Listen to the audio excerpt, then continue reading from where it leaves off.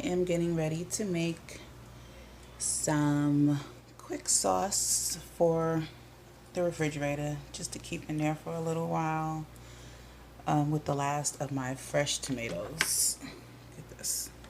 I can't even believe I have this much left. It's so funny.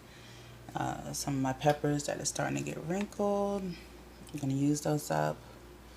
Some fresh basil, fresh purple basil, fresh oregano, onion, garlic from the farm, mushrooms from the store. But yeah, I'm going to use this up. We have lots of tomatoes frozen for canning later on when I can get the size jars that I need. Everyone's canning, so the jars aren't available. But yeah, going to get this sauce going.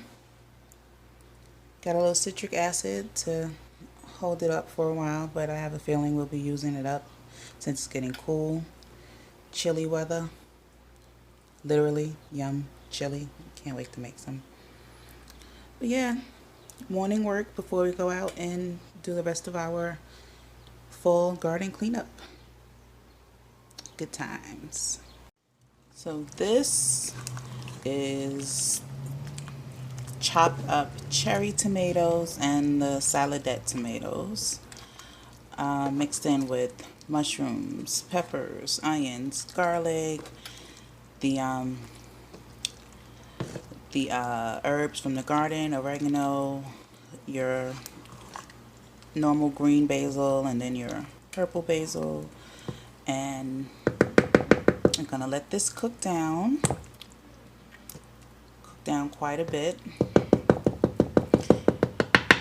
And then we still haven't broken down these larger tomatoes, but we're gonna let this cook down. And guys, this is just a quick, easy sauce, you know. And I say quick because I'm not taking the seeds out, I'm not taking the skins off. This is gonna cook down. I'm gonna throw it in the blender, put it back in the pot, and let it continue to cook down some more. This sauce is going in the fridge. The canning part is taken out of it. We're just going to use a little bit of, let's see if I can find it for you guys, a little bit of the citric acid to help preserve it for longer. But that's it. That's all, guys. Okay, be back for the next update soon. Alright guys, so the next thing that we're going to do is, and I've already started, we're going to take ladlefuls of our cooked down tomatoes and veggies, and we're going to throw them into the blender. As you can see, I've already started here. Yeah, that's how we do it, right? Yeah. So that's what it looks like. I'm just going to show you guys real quick. Prepare for the loud noise. I'm gonna hit.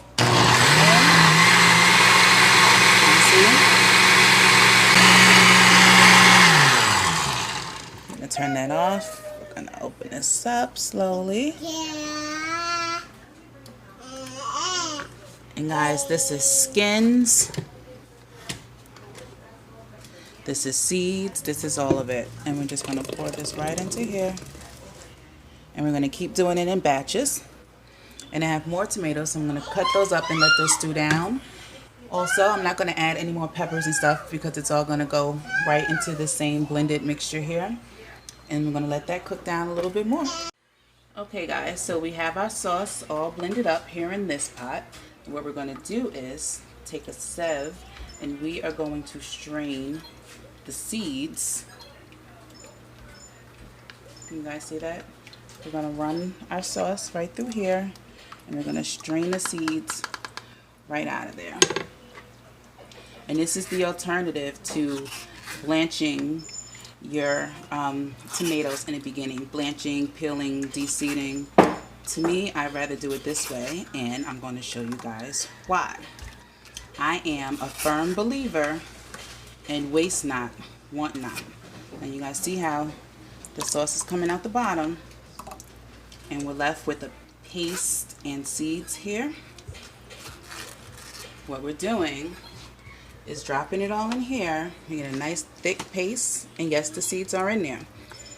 What I'm going to do is spread this out into the dehydrator until it's completely hard.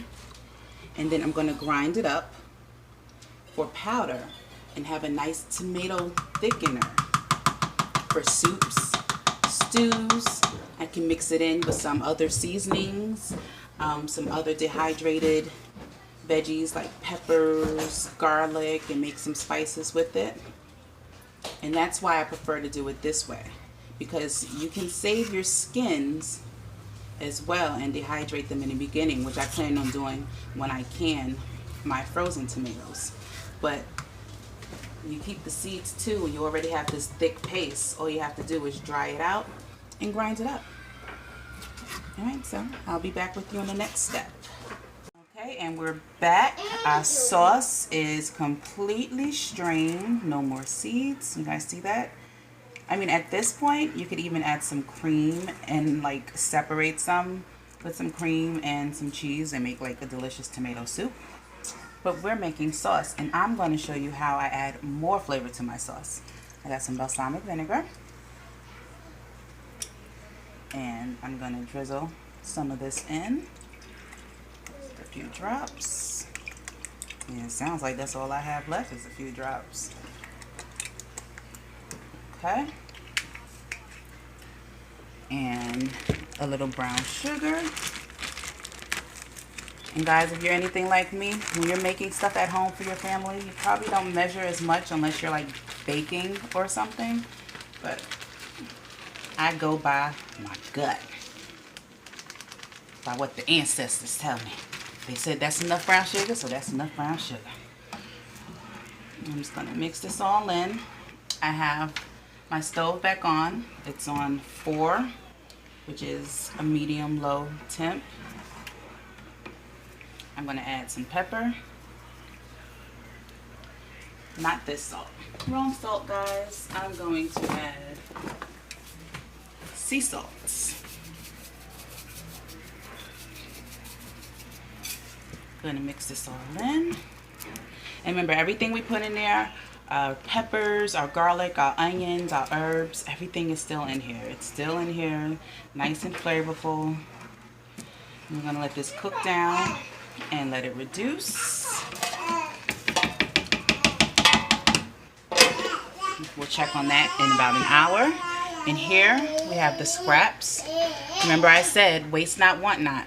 These are going to get cooked down on the stove with some water and some herbs. And this is going to be vegetable stock. And remember I told you this is going to go in a dehydrator.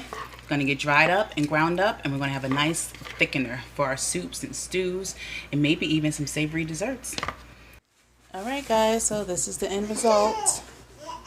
Ended up with 5.5 pints of easy tomato sauce.